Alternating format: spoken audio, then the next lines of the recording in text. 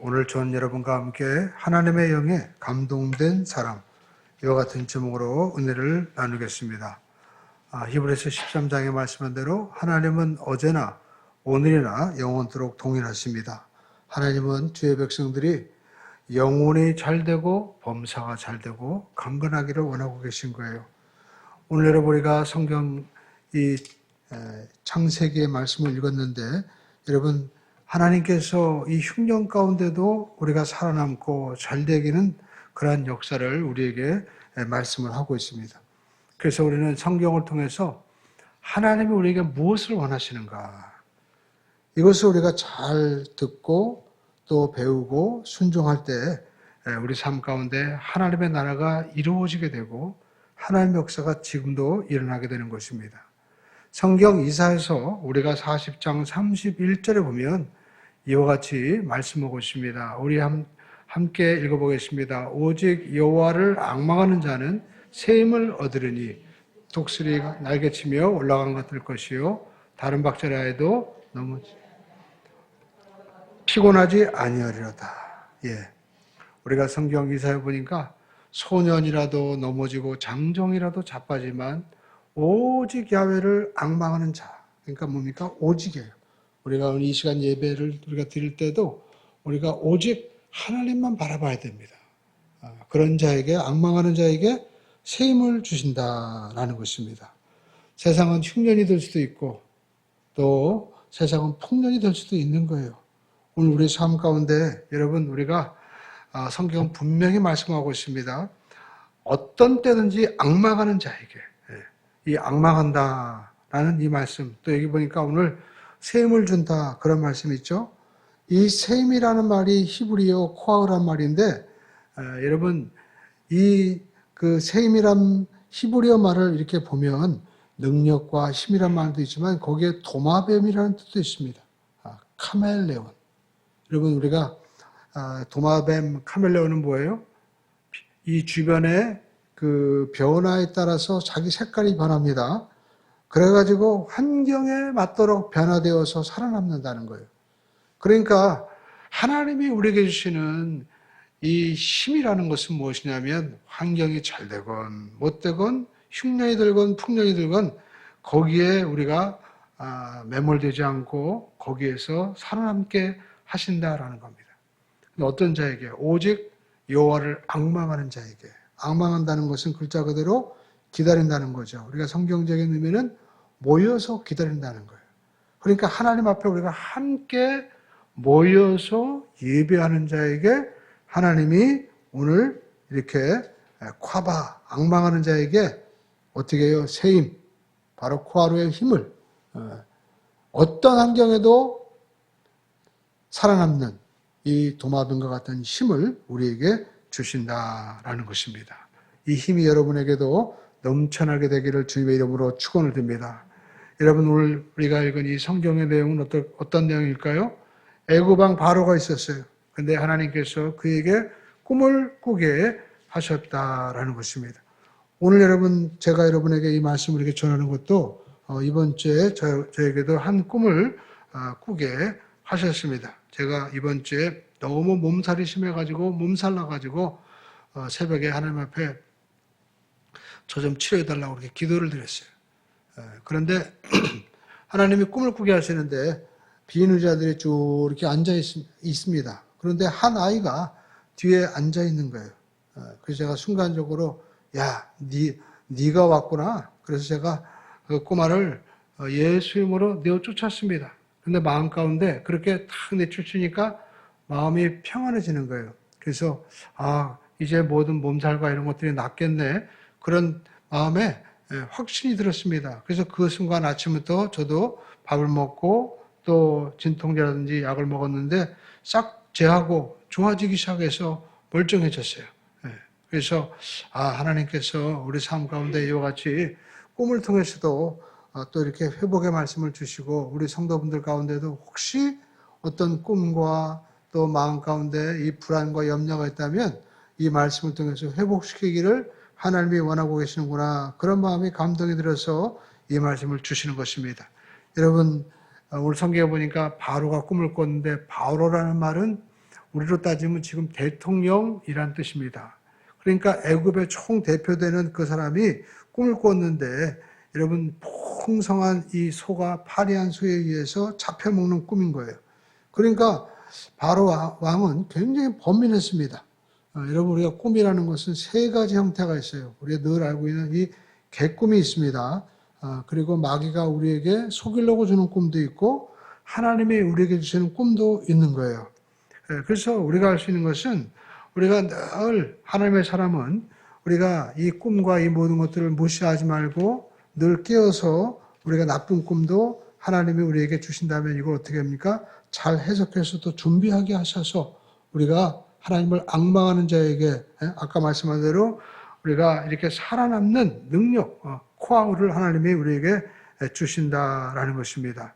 그래서 하나님은 우리에게 여러 가지 형태로 말씀하시는데 우리가 늘 잘 접하는 말씀이 우리에게 하시는 말씀이 성경 말씀인 것입니다. 여러분 성경 말씀을 부지런히 여러분 읽기를 주님의 이름으로 축원을 드립니다.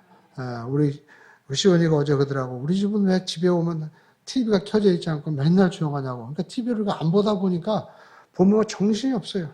그래서 주로 책을 보거나 그리고 또 말씀을 또 읽거나 듣거나 하는데 어제 저녁에 저도 이 다윗 이야기를 다시 한번 읽는 가운데 큰 감동을 받았습니다. 저희 마음 가운데도 왜 하나님이 다윗이 이렇게 합한 자다라고 말씀하셨을까? 보니까 다윗이 그렇게 사울에 의해서 쫓겨다니는 거예요. 여러분 우리가 성경도 보면 이게 하나님이 택한 다윗이지만 어려움을 당했죠. 그런데 우리가 사울과 다윗의 특징이 있었습니다. 사울도 베냐민 지파의 정말 은혜 가운데 가장 미천한 지파에서 왕이 됐어요. 근데 자기가 왕이 됐는데 하나님도 다윗을 왕으로 세웠잖아요. 근데 어떡합니까? 자기는 거저 은혜로 왕이 되었음에도 불구하고 나 말고 또 왕이 있어 하면서 막 어린 다윗을 그때 당시 15살이었는데 그렇게 죽이려고 하고 못마땅하게 하는 거예요. 그런데 다윗은 어떤 태도를 보입니까? 자기가 평생에 죽일 수 있는 그 결정적인 몇 번의 기회가 있었지만 그는요 하나님이 그를 기름 부어 세웠기 때문에 전혀 손끝 하나 되지 않는 거예요. 그래서 하나님은 다윗을 그렇게 흡족하게 여기신 거예요. 저는 그걸 보면서 내가 목회자지만 어느 순간 나도 목회자를 비판할 때가 있었고 또 다른 성도들에 대해서 내가 왜 신앙이 저러지라고 이렇게 비판할 때가 있었는데 이것도 완전히 싹 버려야 되겠구나. 왜냐하면 하나님이 기름 부어 세웠다면 하나님이 책임져 주시는 거예요. 그래서 우리가 하나님의 그 전적인 통치를 맡기고 기다릴 줄 아는 자, 이것이 바로 다윗의 신앙이구나라는 것을 다시 한번 깨닫게 되었습니다. 그래서 하나님이 그를 그렇게 기뻐하신 거예요. 얼마나 많은 어려움이 있었습니까? 그러니까 다윗은 그의 평생에 사울을 죽이려고 하지 않은 겁니다. 많은 우리 그리스도인들이 가만히 보니까 은혜 받고 우리도 전부 다 왕이 되었는데 나 말고 누가 왕이 있어 하면서 다른 사람들을 우리가 비난하고 정죄하고 그 사람 우리가 없애려고 평생 지나다가 세월 지나가는 거예요. 그래서 하나님의 은혜를 놓쳐버리는구나라는 생각을 하게 될 때 정말 이 성경 말씀이 저에게 큰 은혜가 되었습니다. 이처럼 우리가 말씀을 읽으면서도 우리가 은혜를 받을 수 있고요. 또 어떤 말씀이 있어요? 설교 말씀을 들을 때도 여러분 우리에게 하나님의 말씀하실 때가 있는 거예요. 저도 여러분 설교자지만 설교 말씀을 수없이 듣습니다. 우리 집사람이 그래요. 좀 그만 좀 들으라고. 지겹지도 않냐고. 근데 저는 이 말씀을 또 이렇게 해석을 하는구나. 우리가 하나님의 말씀을 이렇게 어느 한편이나 또 자기 너무 감정이나 이런 걸 들어서는 안 되는구나. 그걸 깨닫게 됐습니다. 이래서 아마 제가 수천 번, 수천 개, 어쩌면 수천 개가 넘었을 거예요. 근데 이렇게 듣다 보니까 나중에는 이제 설교자를 딱 들어도 구별이 되는 거예요. 이 사람은 성경을 어떻게 보고 있구나. 또 우리가 성경 말씀에 대해서 어떻게 풀어가고 있구나. 이분은 굉장히 사람들에게 알려져 있는 것 같지만 자기 욕심이 있구나. 이런 것들을 정말 보게 하시는 거예요. 그래서 이것은 많이 우리가 듣다 보면 이것이 또 들리게 되는데 중요한 것은 나에게 주시는 말씀이 있어요. 설교 말씀을 통해서도 아, 나에게 하나님이 이와 같이 말씀하고 있는구나 라는 것을 듣게 됩니다. 그리고 또 꿈이 있습니다. 여러분, 우리가 꿈을 통해서 뭔가 우리에게 가르쳐 주시는 거예요.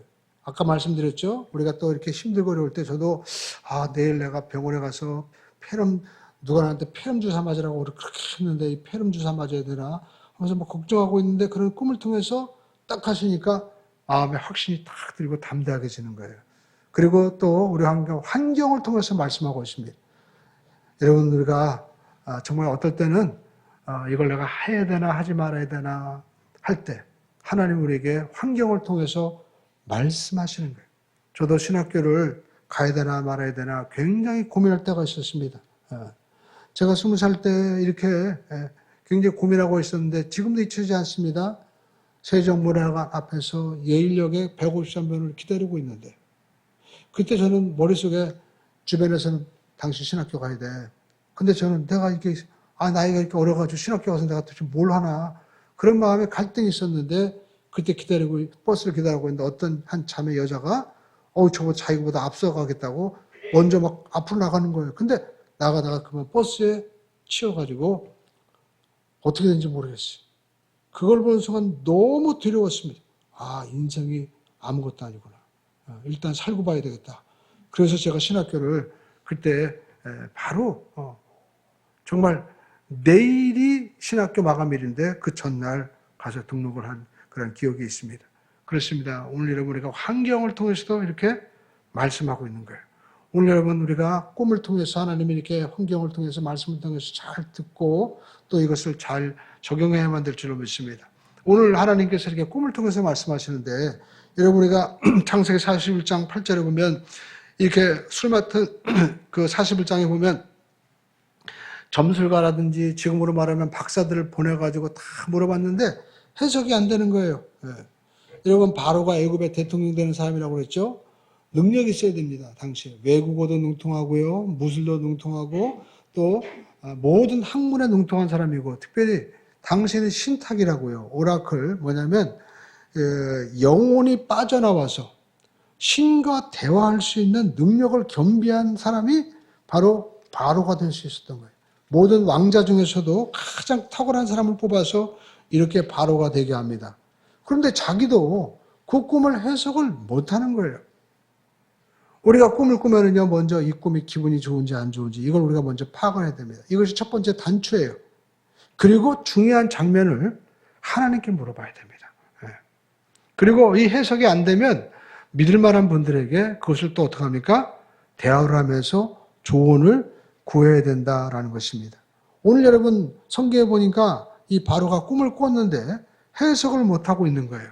온 애굽의 박사들도 해석을 못하는데 오늘 한 청년이 와서 이 꿈을 해석하는 것입니다. 그러면서 41장 우리가 25절에서 26절에 보니까 요셉이라는 이 청년이 감옥에서 나와서 뭐라고 얘기합니까? 바로에게 이르되 바로의 꿈은 하나라. 두 개가 하나라는 거예요. 하나님이 그가 하실 일을 바로에게 보이셨다. 그러면서 7 좋은 암소는 7 패고 그리고 7 좋은 이삭도 7 패니 그 꿈은 하나다라고 말씀하고 있습니다. 그러면서 이 꿈은 하나님이 당신에게 앞으로 일어날 일들을 보여주신 것이다. 그러면서 이제 해석을 합니다. 그러면서 41장 28절로 31절에 보니까 내가 바로에게 이르기를 하나님이 그가 하실 일을 바로에게 보이신지라 함이라 하면서 온 애굽 땅에 7해 큰 풍년이 있겠고 그 다음에 7해 풍년이 들므로 애굽 땅에 있던 모든 풍년을 다 잊어버리게 되고 또 그 땅이 어떻게 해요? 기근으로 망하리니 후에든 흉년이 너무 심함으로 이전 풍년을 이 땅에서 기억하지 못하게 되리이다 라고 말씀하고 있습니다.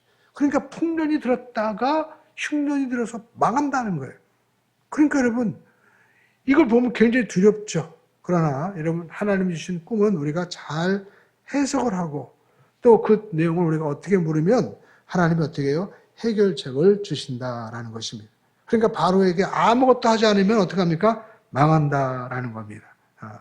그러면서 41장 32절로 33절에 바로에게 꿈을 2번 겹쳐 꾸신 것은 하나님이 이 일을 어떻게 정하셨다는 거예요. 그러면서 하나님이 속히 행하시리니 이제 바로께서는 명철하고 지혜 있는 사람들을 택하여 애굽 땅을 다스리게 하십시오.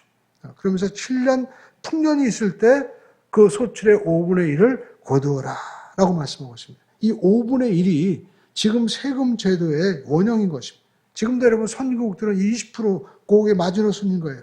그래서 41장 34절에 35절에 보니까 각성의 저장시설을 갖추고 쌓아두게 하소서라고 말씀을 하고 있습니다.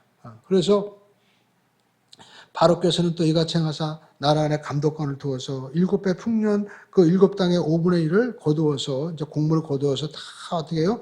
성읍에 쌓아두게 하라. 저장성권을 만들어서 그렇게 하게 하라는 거예요. 그러면 41장 36절에 어떻게 해요? 망하지 않는다라는 것입니다. 그러니까 하나님이 지금 요셉을 통해서 앞으로 있을 이 풍년과 또 흉년의 그 내용을 해석하게 하시고 어떻게 또 풍년의 시대 때 준비할 것인지 해결책을 주시는 거예요. 우리가 여기서 알 수 있는 것은 여러분 믿음의 사람들도 우리가 볼 때 그냥 우리가 믿으면 만사 형통이라고 얘기하지만 그렇지 않다는 거예요. 믿음의 사람들도 고난을 겪을 수도 있고 풍랑을 겪을 수도 있습니다. 성경 우리가 창세기를 보십시오. 아브라함도 큰 흉년을 만나가지고 애굽으로 내려간 적이 있죠. 근데 이삭 때도 그런 일이 벌어지는 것을 우리가 볼 수가 있습니다. 근데 여러분 왜 성경에 왜 그런 일을 우리에게 말씀하고 있습니까? 우리가 흉년이 들어도 믿음으로 잘 대비하면 하나님이 피할 길을 열어주신다라는 것입니다. CBMC에 어떤 목사님이 간증하는데 자기가 그 속초에 가서 예배를 드리는데 거기에 호텔에 묵게 되면 거기서 이제 말씀을 이렇게 전하는데 그 호텔 주인이 간증을 하는 거예요. 코로나 때 굉장히 어려워서 모든 이 숙박업소가 무너지는데 자기들은 늘 예배 드리면서 하나님을 정말 경외하고 사업을 하는데 코로나 때는 어떻게 은혜를 입었냐면 그 군인들이 이제 부대로 들어갈 때 그 4주 동안 또 뭐 그때 준비 기간이 있고 숙소가 필요하잖아요. 근데 자기 호텔이 선정이 돼가지고 코로나 기간 동안에도 늘 그렇게 부족함이 없이 정말 피할 길을 하나님이 베풀어 주셨다는 거예요. 그러니까 여러분 우리가 하나님께서 믿음으로 예배하고 앙망하는 자에게는 하나님이 어떻게 해요? 어떤 변화에도 살아남을 수 있는 그러한 힘을 우리에게 주신다라는 것입니다. 그래서 우리가 요새 같은 사람이 되면 여러분의 가정이 살아납니다. 직장도 살아남을 수 있어요. 나라도 살아날 수가 있는 것입니다. 저도 이 말씀을 이렇게 읽으면서 우리나라가 굉장히 지금 경제 성장률이 어렵고 힘들다고 하는데 우리는 과거 동안 베풀어 주신 하나님의 은혜를 우리가 기억해 봐야 되는 거예요. 지난 과거 동안 마치 7년의 풍년처럼 우리가 얼마나 풍성한 일들이 많이 있었습니까? 그럼에도 불구하고 사람들은 다 막 원망하고 막 불평했잖아요. 늘 사람들을 막 탓했습니다. 그런데 점점 더 어려워질 수 있다는 거예요. 그러니까 우리가 성경을 우리가 바라보면서 역사는 하나님이 주관하고 계시는구나. 우리가 잘 될 때는 이렇게 잘 대비하고 또 감사하고 예배하고 믿음으로 살면 하나님이 피할 길을 주시지만 우리가 잘 될 때 늘 원망하고 또 불평하고 우리가 막 싸우고 편가르고 하면 하나님이 기뻐하지 않는 거예요. 그래서 오히려 더 어려운 일이 우리에게 다가올 수가 있다라는 것입니다. 지금도 마찬가지입니다. 우리는 어떤 지도자를 뽑아도 편가르게 하고 잠깐만 나라를 우리가 어떻게 합니까? 서로 비판하고 비난하는 사람들은 아예 뽑지를 말아야 돼요. 희망을 주고 그리고 해결책을 제시할 수 있는 사람을 우리가 뽑아야만 될 줄로 믿습니다. 그런 믿음의 사람들을 볼 수 있는 지혜의 눈이 열려야 돼요. 지금은 이 나라는 막 우파다 좌파에다가 너무 막 서로 편가르게 하고 막 맨날 싸움박질만 하고 있는 거예요. 그뿐만 아니라 종교계에서도 그런 일들이 얼마나 많이 일어나는지 봅니다. 집안에서도 마찬가지죠. 그래서 우리는 성경으로 다시 돌아가야 된다라는 것입니다. 왜냐하면 요셉의 가정처럼 콩가루 가정이 없는 거예요. 요셉의 그 야곱의 가문처럼 정말 어려운 가정이 없었습니다. 성경 보시죠. 이 야곱이 낳은 그 12아들 가운데 요셉이 11번째 아들이었죠. 근데 우리가 알다시피 야곱은요 오직 한 여자만을 사랑했어요. 누구요? 바로 라헬을 사랑했습니다. 라헬. 그래가지고 라헬이 낳은 그 아들, 그 사람이 바로 11번째 아들 요셉이었죠. 그래가지고 그에게 색동 옷을 입히고요. 그리고 다른 형들은 야 너희들 밖에 나가서 일해. 그래가지고 참 얼굴이 시큼해가지고 전부 다 그냥 막 열심히 밖에 나가서 일하는데 요셉은 너는 나갈 필요 없어. 너는 집에서 나와 함께 여기서 있으면 돼. 해가지고 완전 황태자처럼 그렇게 살아간 거예요. 정말 마마 보였던 것입니다. 그런데 어떻게 요셉이 이러한 훌륭한 일을, 아니 자기 가정뿐만 아니라 전 세계를 살리는 일을 할 수 있었을까요? 첫 번째, 그는요 하나님의 영에 감동된 사람이었어요. 우리 함께 하겠습니다. 하나님의 영에 감동된 사람이 됩시다. 이제 이렇게 꿈을 해몽해주고 해석해주니까 41장 38절에 보니까 이 애굽의 대통령이었던 바로가 뭐라고 얘기해요? 그의 신하들에게 이르되 이와 같이 하나님의 영에 감동된 사람을 우리가 어디서 찾을 수 있을까? 여러분, 우리가 원어에 보면요 루아 에로임 보, 바로 여러분 하나님의 영이 그 안에 있다. 보, 속이라는 뜻이에요. 그러니까 요셉을 보니까 하나님의 영이 그 속에 있는 사람. 그래서 그 스브나파네야, 하나님의 영이 말씀하는 사람이라는 거예요. 대단한 거죠. 근데 여러분, 여러분에게도 하나님의 영이 함께하고 계십니다.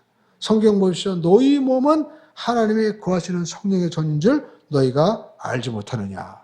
근데 여러분, 우리가 왜 하나님의 영에 감동되어서 이렇게 놀라운 일을 우리가 정말 그 삶을 살지 못하고 있을까요? 성령님의 내 속에서 주인이 되어서 살지 못하기 때문에 그런 거예요. 내 속에 예수를 믿고 우리가 하나님을 믿는다고 하지만 여전히 우리는 육적인 사람, 옛사람이 주인으로 타고 있기 때문에 이와 같은 일이 벌어지고 있는 거예요. 그래서 교회는요, 내 속에 있는 성령님의 역사가 이제 터져 나오도록 꽃피울 수 있도록 도와주는 바로 곳이 교회다라는 것입니다. 교회, 그래서 머리가 누구예요? 예수님. 예수님이 여러분의 모든 삶을 잘 되기를 원하고 계신 거예요. 여러분, 저도 신앙생활 하지만 저도 목회를 하면서 뭡니까? 특별한 계획이 없습니다, 이제. 왜? 하나님이 일하시도록 하는 게 제일 중요한 것이지. 내가 뭘 계획하고 꿈꾼다고 해서 여러분, 그 내 욕심이 되어서 되는 게 아무 의미가 없어요. 예. 우리 지방에 있는 유명한 엄기호 목사님도 그런 얘기더라고요. 자기도 그렇게 큰 교회를 하고 그리고 교회가 막 1,000억 되는 그런 교회를 지었지만 자기가 그런 얘기 하는 거예요. 하나님과 상관이 없는 모든 일은 보니까 아무 의미가 없다는 거예요. 아무 소용이 없다는 거예요.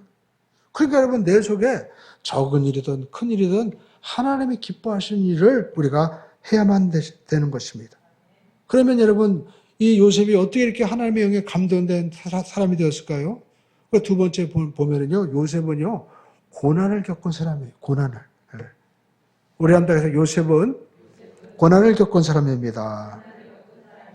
우리가 창세기 40장에 보면은요, 그런 얘기가 나옵니다. 이 바로의 이 신하 중에 술 맡은 가론, 떡 맡은 가론들이 있었어요. 근데 40장 21절로 23절에 보면 이와 같이 말씀하고 있습니다. 바로의 술 맡은 이 관원장은 전직을 회복하매. 그러니까 우리가 그 꿈 내용이 나오잖아요. 이렇게. 그런데 그 바로의 손에 다시 받들려 들어서 술을 갖다 이제 드리게 되었다는 거예요. 근데 떡 굽는 관원장은 매달리니 죽었다는 겁니다. 그래서 이제 술 맡은 관원장이 자기 꿈을 꾸는데 정말 그 꿈대로 자기가 그 관직이 회복되니까 요셉에게 뭐라고 얘기하면 내가 나가면 반드시 너를 이 감옥에서 나오게 할 거야. 넌 죄를 지기 전혀 없어. 근데 어떻게 해요? 나가자마자 새카맣게 잊어버렸어요. 그것도 몇 년 동안, 2년 동안이나 여러분 잊어버리게 된 거예요. 여러분, 사람은 언제 영적인 사람이 됩니까? 바로 이와 같이 끼어질 때, 사람들에게 잊혀져 버릴 때. 황태자 같은 사람이 지금 노예로 팔렸습니다. 그리고 열심히 일해서 이 보디발의 집에, 시위대장 보디발의 총무로 모든 일을 다 잘 하는데 세상에 누명 쓰고 감옥에 들어갔어요. 또 거기서도 도와줬는데 잊혀져 가지고 억울하게 누명 쓰고 2년 동안이나 정말 완전히 그냥 죽은 사람처럼 지내게 된 거예요. 여러분, 내 안에 이렇게 보배로운 성령님이 정말 나타나시려면 어떻게 됩니까? 그 잘난 육체가, 그 황태자 같은 이 옷들이 벗겨지고 그리고 깨어져야만 되는 거예요. 그래야만이 하나님의 성령이 내 속에서 역사하시는 겁니다. 그래서 하나님이 이 요셉을 노예로 팔리게 하시고 또 구덩이로 던지게 하시고 옷도 벗겨지게 하시고 열심히 일했지만 억울하게 감옥에 다 들어가게 하신 거예요. 그러니까 여러분 우리가 우리의 삶 가운데 나한테 왜 이렇게 이런 일이 벌어지냐 억울하냐 하지만 여러분의 그 잘난 자아가 교만이 깨어지기 위해서 하나님이 이렇게 섭리하셨다는 사실을 우리는 깨달아야만 되는 것입니다. 그래서 영적인 사람은요 혼이 깨어지는 거예요. 자아가 깨어지는 것입니다. 하나님께서 왜 이 아브라함의 이 후손인 요셉을 그렇게 깨어지게 했을까요? 성경 갈라디아서 5장 17절은 이와 같이 말씀하고 있습니다. 우리 함께 읽어보겠습니다. 함께 읽어보겠습니다. 시작. 육체의 소욕은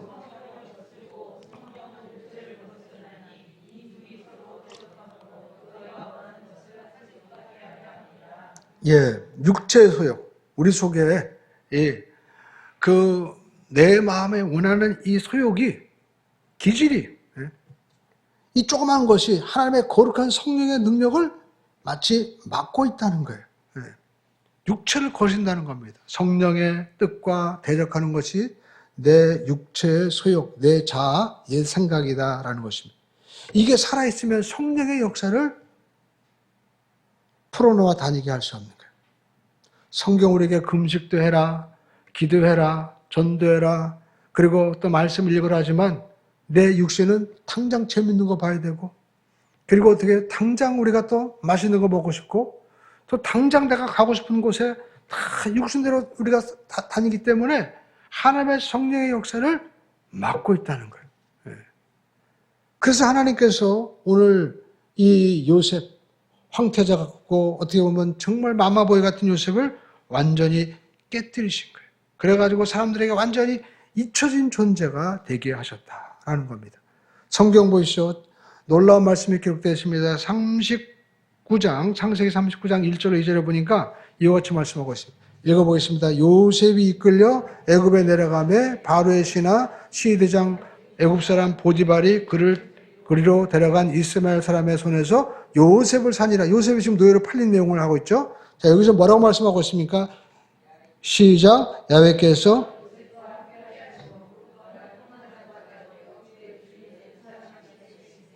여기 보시죠. 이 아버지 야곱이 그렇게 막 색동 옷을 입히고 할 때는요, 하나님의 요셉과 함께 했다는 말이 없어요. 여러분의 자녀, 여러분의 가정, 여러분의 남편, 아내를 내가 인간의 힘으로 막 하려고 할 때는 하나님이 함께 하지 않은 거예요. 근데 어떻게 해요?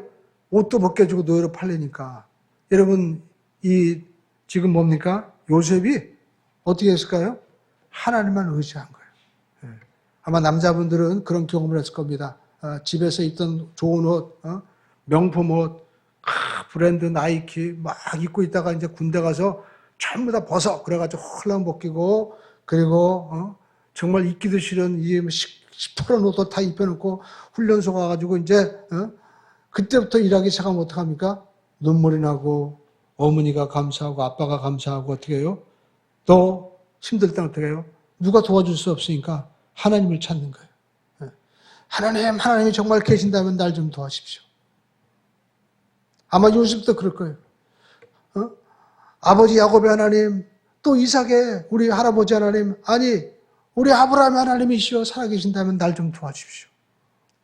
그때 간절히 부르짖었을 거예요. 그러니까 이 말씀은 요셉이 하나님만 바라보니까 하나님이 요셉과 함께 하심으로. 할렐루야. 여러분 삶 가운데도 내 뜻과 내 방법대로 안 돼가지고 여러분 하나님만 바라볼 때가 있죠? 그때 하나님이 여러분과 함께 하시는 거예요. 그래서 하나님의 사람으로 변화가 되는 것입니다.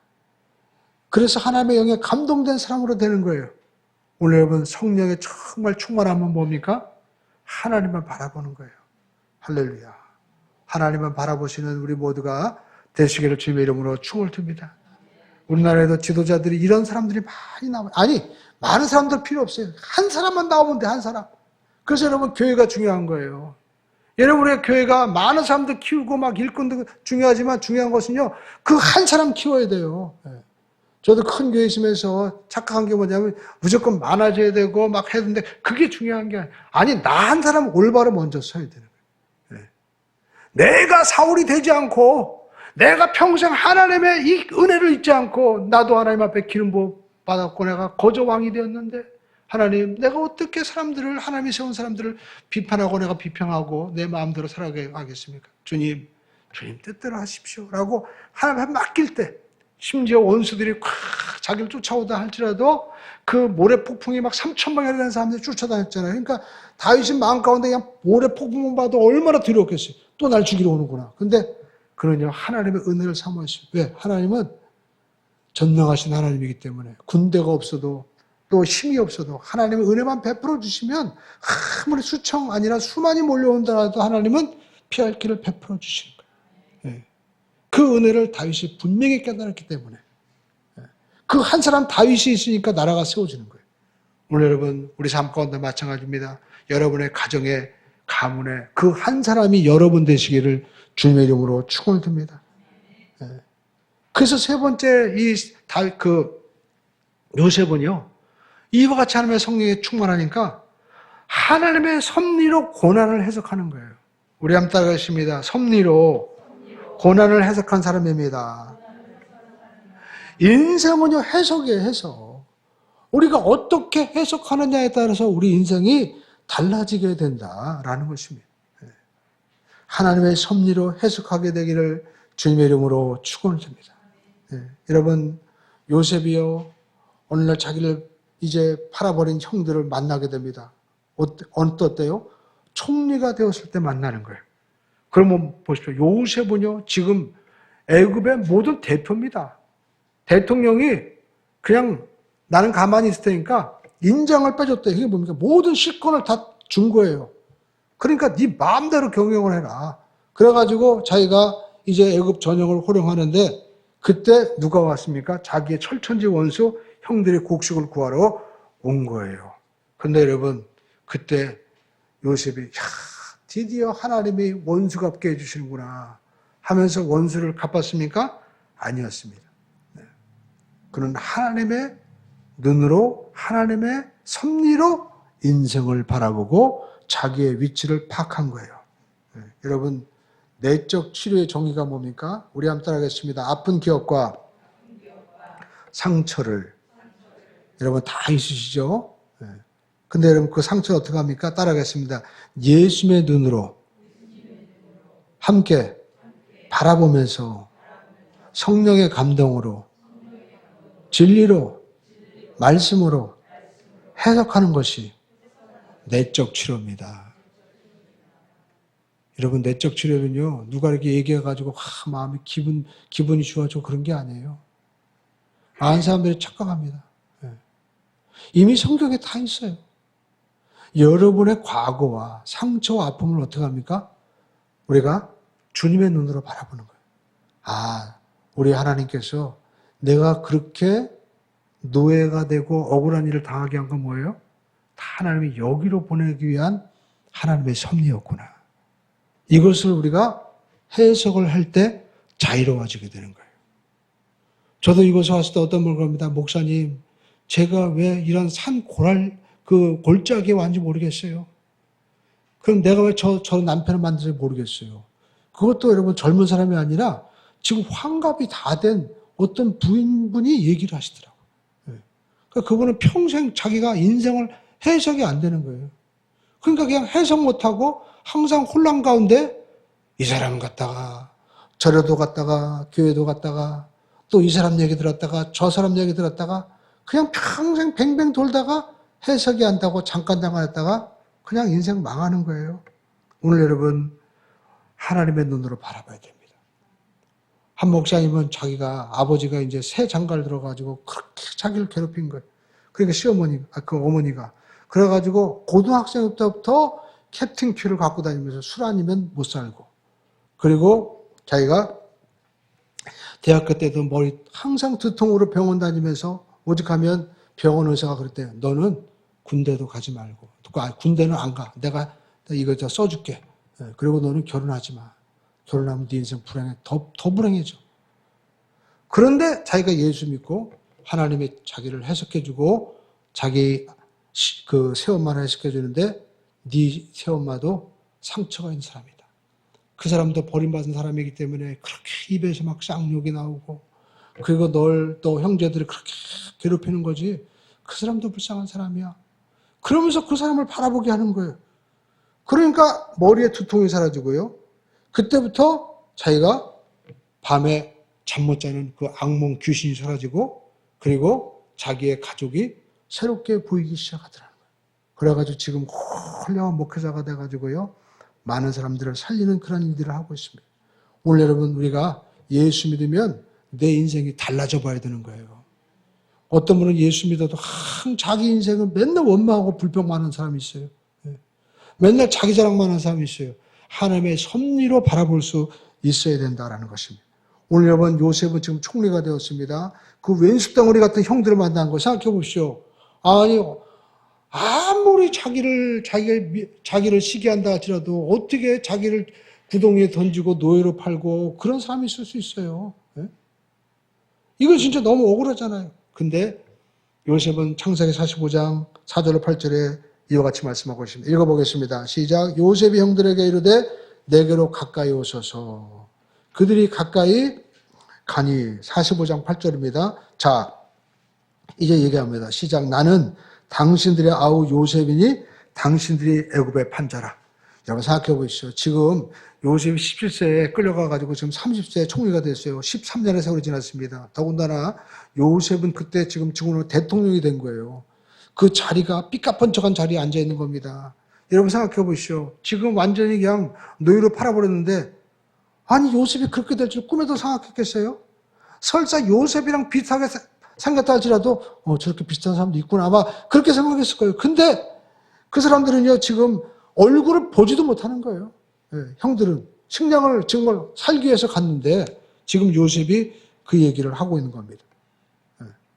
그러면서 뭐라고 얘기합니까? 당신들이 나를 이곳에 팔았다고 해서 근심하지 마소서 한탄하지 마소서 하나님이 생명을 구원하시려고 나를 당신들보다 먼저 앞서 보냈나이다.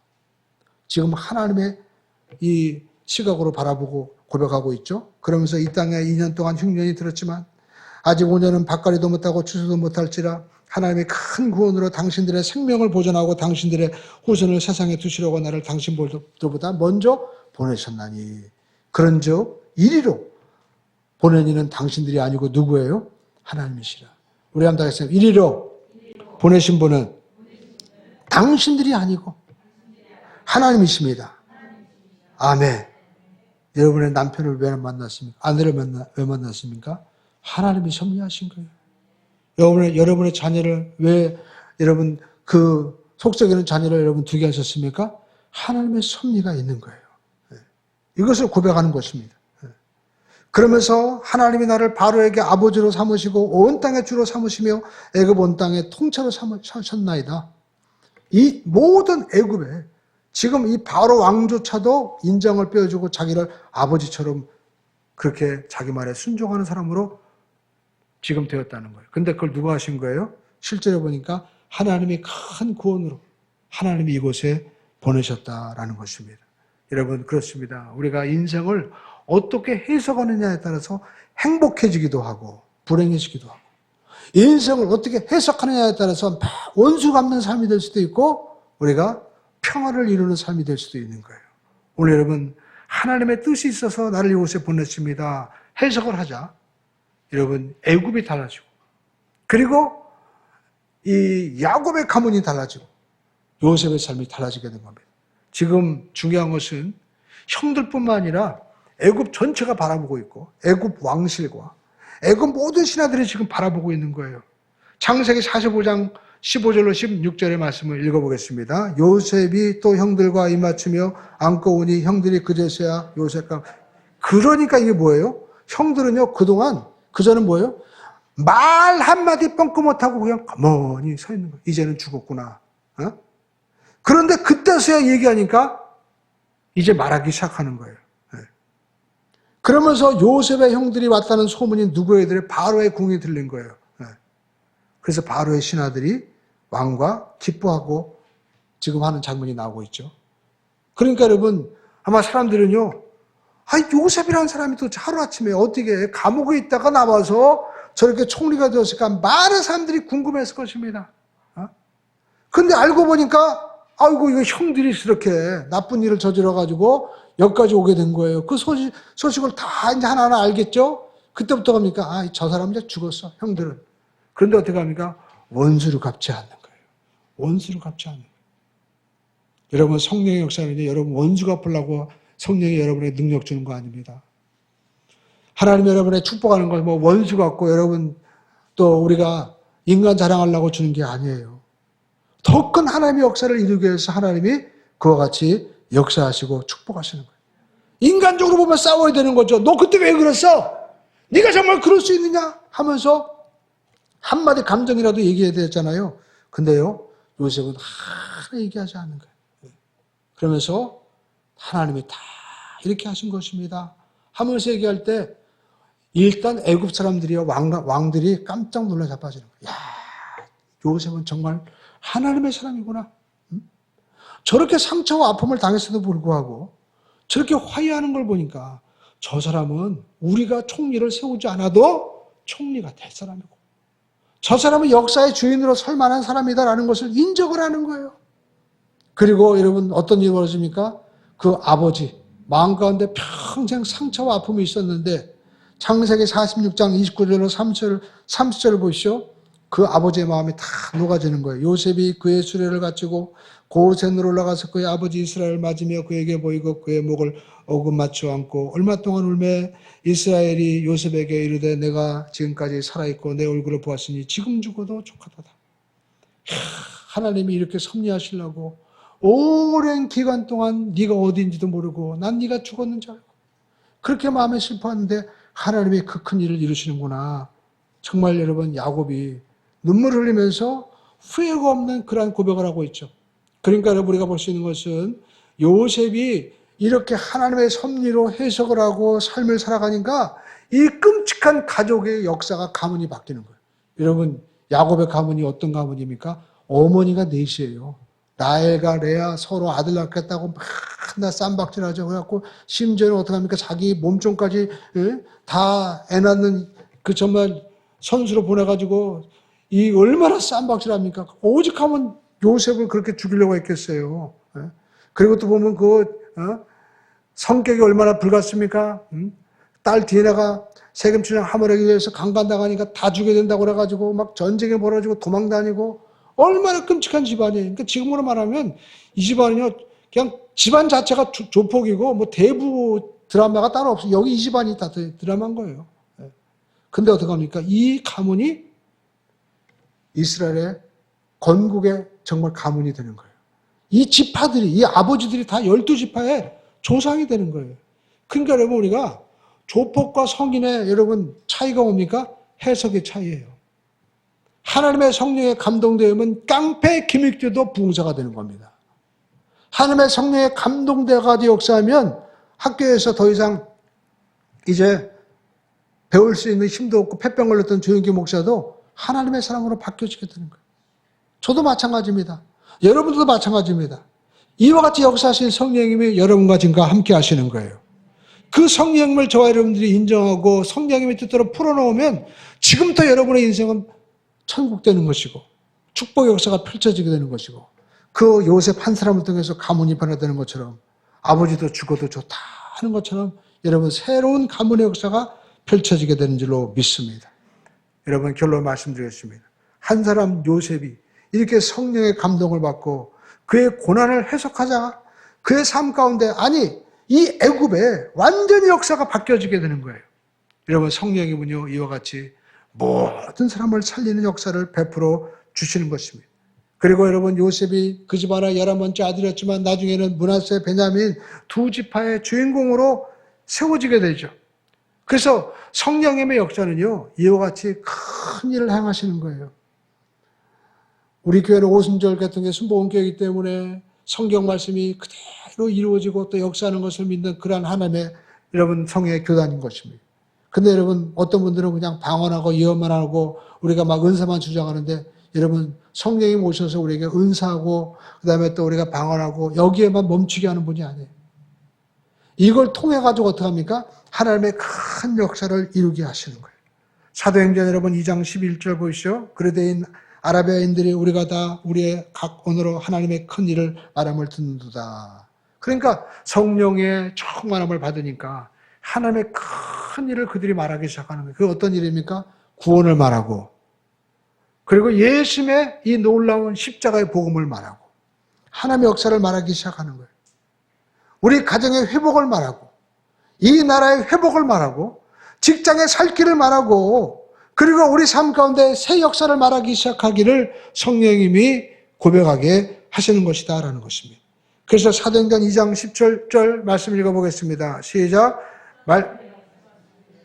말세에 내가 내 영을 모든 육체에 부어주리니 너희 자녀들은 예언할 것이요 너희 젊은이들은 환상을 보고 너희 늙은이들은 꿈을 꾸리라.